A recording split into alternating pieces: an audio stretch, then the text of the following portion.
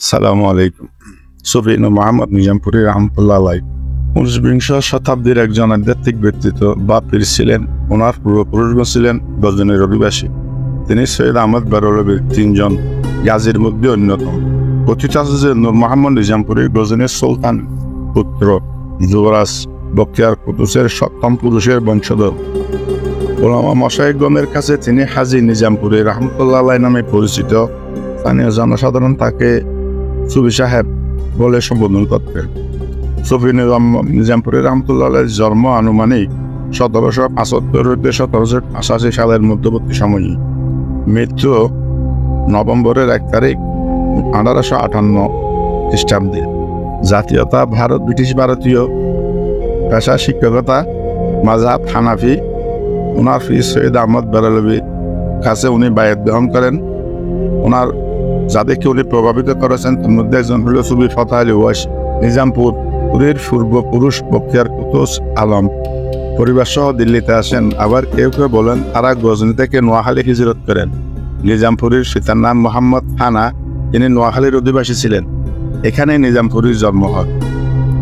হযরত নূর মোহাম্মদ নিজামপুরীর জন্ম হওয়া সম্পর্কে সঠিক তথ্য জানা যায়নি। প্রাথমিক শিক্ষা সমাপ্তির পর উচ্চশিক্ষার জন্য তিনি কলকাতা আলিয়া মাদ্রাসায় ভর্তি হন। এই মাদ্রাসা থেকে তিনি তাফসীর ও হাদিস বিষয়ে উচ্চশিক্ষা লাভ করেন। উচ্চশিক্ষা সমাপ্ত হওয়ার পর তিনি এখানে শিক্ষক হিসাবে যোগদান করেন। সৈয়দ আহমদ বেরলভী রহমতুল্লাহ আলাইহি ছিলেন নিজামপুরের পীর সাহেব। 1822 সালে কলকাতায় তিনি মুর্শিদের নিকট বায়াত বা শিষ্যত্ব গ্রহণ করেন। জীবনের দীর্ঘ সময় তিনি বেরলভীর সান্নিধ্যে অবস্থান করেন।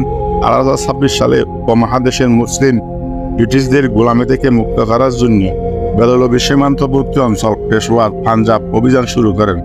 নিজামপুরী রহমতুল্লাহ আলাইহি এসব অভিযানে অংশগ্রহণ করেন। 1831 সালে সৈয়দ আহমদ বেরলভী ব্রিটিশ বিরুদ্ধে জিহাদের ডাক দেন। নিজামপুরী ছিলেন ওই জিহাদের অন্যতম সিপাহী সালার। তিনি জুমার খুতবায় ভারতীয় মুসলিমদের ইংরেজ বিরোধী জিহাদে উদ্বুদ্ধ করেন। বালাকুর যুদ্ধে তিনি সশরীরে অংশগ্রহণ করেন। বালাকুরের ঘটনার পর তিনি কিছুকাল আত্মগোপনে চলে যান। এরপর থেকে তিনি গাজী বালাকুট হিসেবে পরিচিতি লাভ করেন। নিজামপুরের জীবনের শেষ সময়গুলি কাটে চট্টগ্রামের মিরসরাই উপজেলার নিজামপুর এলাকার 10 নম্বর মিঠানালা ইউনিয়নের মলিয়াস গ্রামে। এই অঞ্চলের দিকে নিসবত করে সকলে তাকে নূর মোহাম্মদ নিজামপুরী বলা। 1858 সালের 1 নভেম্বর তিনি মৃত্যুবরণ করেন।